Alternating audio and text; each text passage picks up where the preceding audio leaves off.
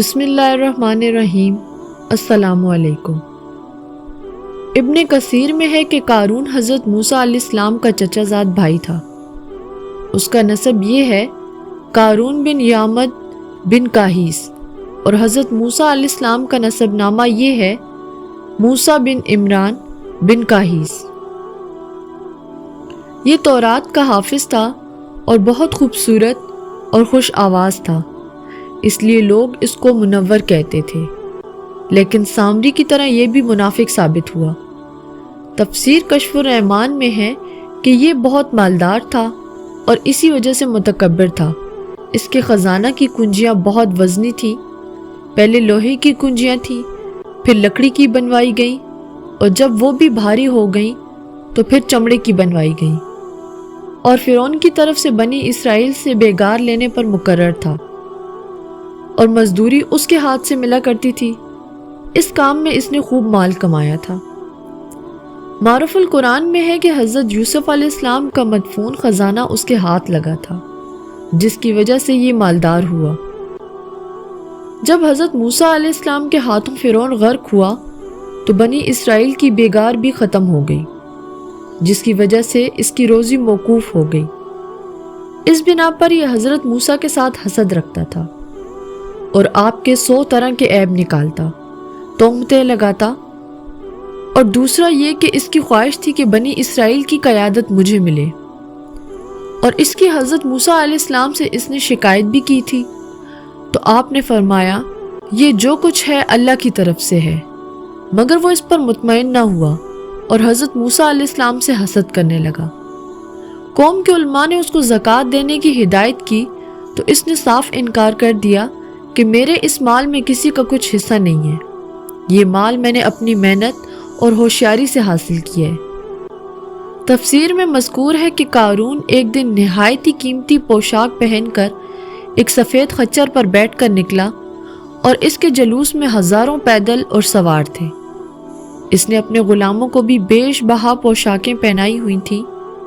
اس کا یہ ٹھاٹھ اور زیب و زینت دیکھ کر دنیا داروں کے منہ میں پانی بھر آیا، کہنے لگے کہ کاش ہمارے پاس بھی اس جتنا مال ہوتا، یہ تو بڑا خوش نصیب اور قسمت والا ہے۔ علماء اکرام نے دنیا داروں کی یہ بات سن کر انہیں اس خیال سے روکنا چاہا اور انہیں سمجھانے لگے کہ دیکھو، خدا تعالیٰ نے جو کچھ اپنے مومن اور نیک بندوں کے لیے اپنے ہاں تیار کیا ہوا ہے وہ اس سے کروڑ درجے بہتر ہے۔ تمہیں ان درجات کو حاصل کرنے کے لیے اس 2 روزہ زندگی کو صبر سے گزارنا ہوگا، کیونکہ جنت صابروں کا حصہ ہے۔ غرض یہ کہ قارون کی شرارت بڑھتی گئی اور کسی صورت میں وہ زکوٰۃ دینے پر آمادہ نہ ہوا، اور اللہ تعالیٰ کے حکم سے سرتابی کرتا رہا، یہاں تک کہ ایک مرتبہ وہ حضرت موسیٰ علیہ السلام کے مجمع عام میں ایک عورت کو لے گیا۔ اس عورت کو بہت رشوت دے کر اس بات پر آمادہ کیا کہ جب موسیٰ واعظ کرنے کے لیے کھڑے ہوں تو ان پر تہمت لگا دینا۔ چنانچہ ایک دن جب موسیٰ علیہ السلام زنا کی حد بیان کر رہے تھے تو قارون نے کھڑے ہو کر دریافت کیا کہ اے موسیٰ، اگر آپ بھی اس فعل کبیح کے مرتکب ہوں تو کیا سزا کے مستحق ہوں گے؟ آپ نے فرمایا بے شک۔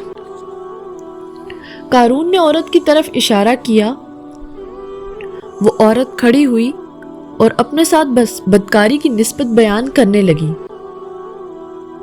حضرت موسیٰ نے اس سے فرمایا کہ خدا کے غضب سے ڈر کر بیان دے جو کچھ کہنا چاہتی ہے۔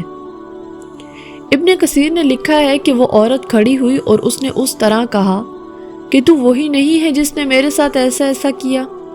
تو موسیٰ کانپ اٹھے اور 2 رکعت نماز ادا کی، اور پھر عورت کی طرف متوجہ ہوئے اور فرمایا کہ اس خدا کی قسم جس نے سمندر میں سے راستہ دیا اور تیری قوم کو فرعون کے مظالم سے نجات دی اور پھر بہت سے احسانات کیے، تو جو سچا واقعہ ہے اسے بیان کر۔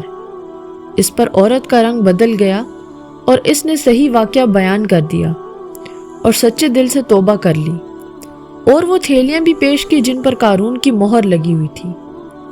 اس پر مجمع میں قارون پر ملامت ہونے لگی۔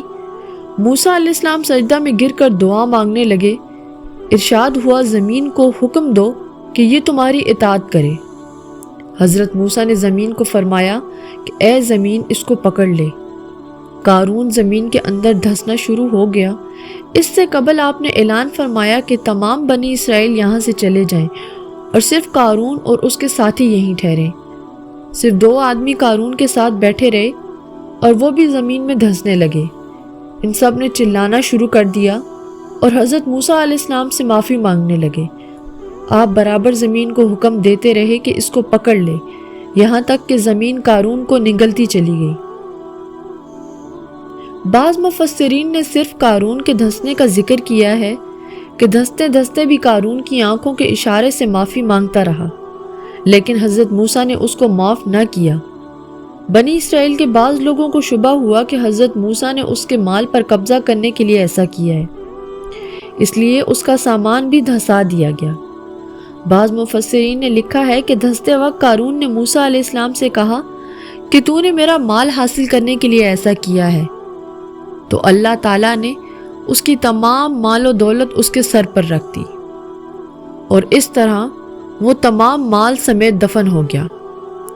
نہ اس کو اس کے ہم نشینوں میں سے کسی نے پوچھا، نہ نوکروں چاکروں اور نہ غلاموں نے، اور نہ وہ خود اپنی مدد کے قابل تھا۔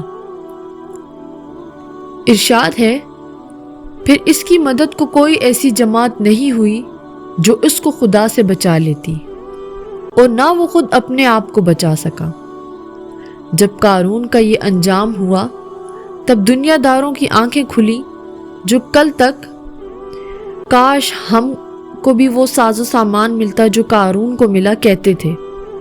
اس کا حشر دیکھ کر کہنے لگے کہ بس معلوم ہو گیا کہ بندوں میں سے کسی پر روزی کی فراغی اور کسی پر تنگی، یہ نصیب اور بدنصیبی کی علامت نہیں، اس کو مالداری نے تباہ کر دیا اور ہمیں غریبی بچا لے گئی۔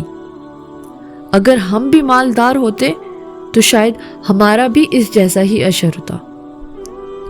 قارون بڑا تھا ذات کا، حافظ تھا وہ تورات کا، منکر ہوا زکوٰۃ کا، اے یار تو غافل نہ ہو۔